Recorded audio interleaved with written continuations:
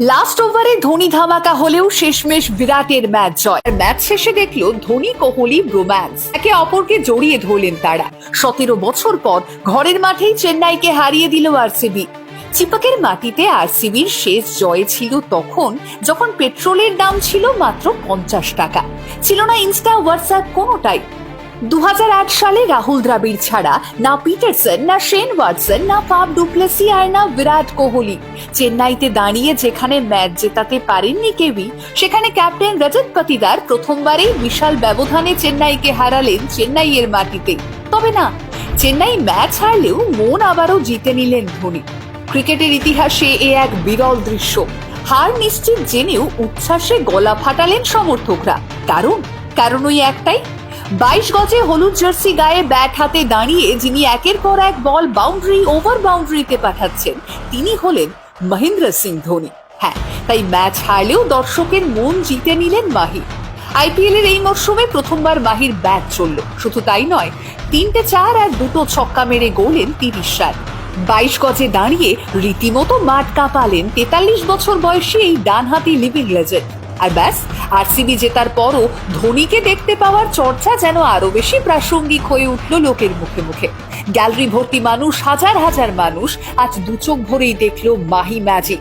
আর match শেষে দেখলো Dhoni Kohli romance. মাঠ ছেড়ে বেরোতে বেরোতে কথাও হলো বেশ কিছু। আসলে ঠিক এই কারণেই অন্যান্য ম্যাচের থেকে আজকের ম্যাচ ছিল একটু বেশি স্পেশাল। একই ফ্রেমে ফের একবার ধোনি কোহলি জুটি। ম্যাচের শুরু থেকেই আক্রমণাত্মক ছিল রজত পাটিদার আর টিম। 31 রান করে আউট হলেও বিরাটের বডি ল্যাঙ্গুয়েজ বলে দিচ্ছিল আজ ম্যাচ তারাই জিতে ফিরবে। আর সেই বিশ্বাসই আরো দৃঢ় হলো 196 রান স্কোরবোর্ডে যখন উঠল। চেন্নাই 197 রান করার লক্ষ্যমাত্রা নিয়ে নামলেও পরপর উইকেট পড়ায় আইপিএল এর এই মরশুমে পাওয়ার প্লেতে সর্বনিম্ন স্কোরের রেকর্ডও গড়ে ফেলল তারা। রচিন রবীন্দ্র ফাইট করলেও শেষমেশ রিয়াজ দয়ালের বলে বোল্ড আউট হলেন। আর মাহি যখন খেলতে নামলেন ততক্ষণে ম্যাচ প্রায় হাতের বাইরে। প্রতি ওভারে তখন প্রয়োজন প্রায় 21 রান। অসম্ভবকে সম্ভব করা না গেলেও মাহি তার ফ্যানদের কিন্তু আশাহত করেননি। লাস্ট ওভারে 2টো বিশাল 6 মেরে জাগিয়ে তুলেছিলেন গোটা গ্যালারিকে। হারের দুঃখ নিমেষেই তখন ধোনিকে মাঠ কাঁপাতে দেখার আনন্দে বদলে গিয়েছে। আর টিভিতে বলতে শোনা গেল, মাহি ফির মার রাহা হ্যায়। হ্যাঁ, এটাই মহেন্দ্র সিং ধোনি, যিনি ম্যাচের শেষ বলটা অব্দি নিজের জাত চিনিয়ে যান, যিনি ময়দানে নামেন শুধু জেতা বা হারার জন্যই নয়, নিজের সেরাটা উজাড় করে দেওয়ার জন্যে। আর তাই বোধহয় হার প্রায় নিশ্চিত জেনেও কি অনায়াসী একের পর এক 4-6 মেরে চললেন, বুঝিয়ে দিলেন ম্যাচের ফলাফল কি হতে পারে তা ভেবে নিজের সেরাটা দিতে কার্পণ্য করতে নেই।